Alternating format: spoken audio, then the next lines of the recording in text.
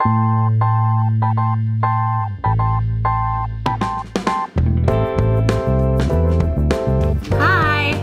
back to another episode of Easy Peasy Labeling with me, Melissa. I am back with the LWPX400 and I wanted to show you how easy it is to use the Epson iLabel app to make your first label. So I've got my phone here, so I'm going to go ahead and get the Epson iLabel app pulled up. So once you pull it up, I just go ahead and launch the app. I've already downloaded, so I'm going to go ahead and launch the app. And it's going to bring you to this new screen, okay? So I'm going to go ahead and turn the printer on. Now this printer, as I mentioned before, it connects via Bluetooth. So you want to make sure that your Bluetooth is on and that you are connected to the LWPX400. So I'm going to do that. It's in my printer here. I'm just going to click on it. And done. Okay, so now typically what I find is you do need to turn it on in your Bluetooth and connect to it there, but once you launch the app, you'll see that it has a little X and it's not showing that it's connected. So you're just gonna hit the little gear cog and you just do it here as well, and typically just tapping on it is all I need to do. So I'm gonna just tap on the 400, it thinks for a minute, and then it gives you the green check, okay? So good, I'm good and connected.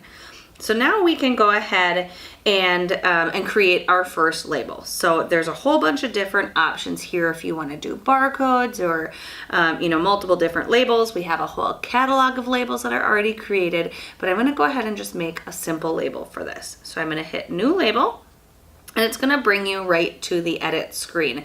So I can go ahead and just type in what I want on my label. I'm going to go ahead and make it caps. All right, great. So now when you're done typing, I'm just gonna hit done up on the top. Now you can see your label. So now if I wanted to just leave it as it is, I can go ahead and just hit print. But if I want, I can click on this little A here, and this is gonna allow me to change the font. Now this will display any fonts that you have on your phone. So that'll kind of vary depending on your particular phone, or if you have Apple or Android or whatever it is. But all the fonts that you have installed on your phone will be available here. So I like that there's some cool fonts in here. I'm gonna go ahead and pick one. Great. Now you can see you can also change the sizing here on the font. It is going to be a default to be an auto size, just making it as big as it can. But if you want to adjust it up or down, you can do that. So when I'm done, I will hit done.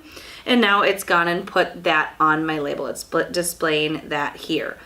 So the next thing I want to show you is that it's really easy to add extra stuff to the label. So when you're on this screen, what you can do is you can actually swipe from left to right, and it'll give you an additional screen where you can have other options. So this is where you can add barcodes or QR codes. You can import something. So if you had a picture or logo on your phone that you wanted to import, you can do that. You can even use handwriting if you want to, type with your finger on there, frames, symbols, things like that. I'm going to go ahead and put a symbol on here. And once you hit the symbol button, there's a whole bunch of different categories. So again, you can swipe either way to go ahead and get to the different categories in there. All right, so there's lots of different options here. I was trying to find something cool. I'm gonna go with a star here. All right, great. So now I've got my label created. Again, once you have an image on there, you can swipe from left to right and get some options as where you want to put that image on your label. So if you want to adjust that, you can. Otherwise, if you're ready to print, you can go ahead and just print. Down in the middle of the screen is your kind of bluish green print button. So I'm going to go ahead and hit print.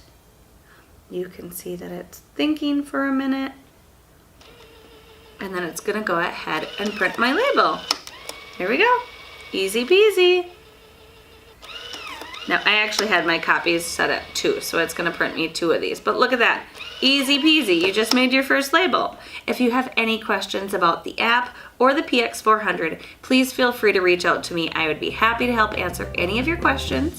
Happy labeling, and check back for more.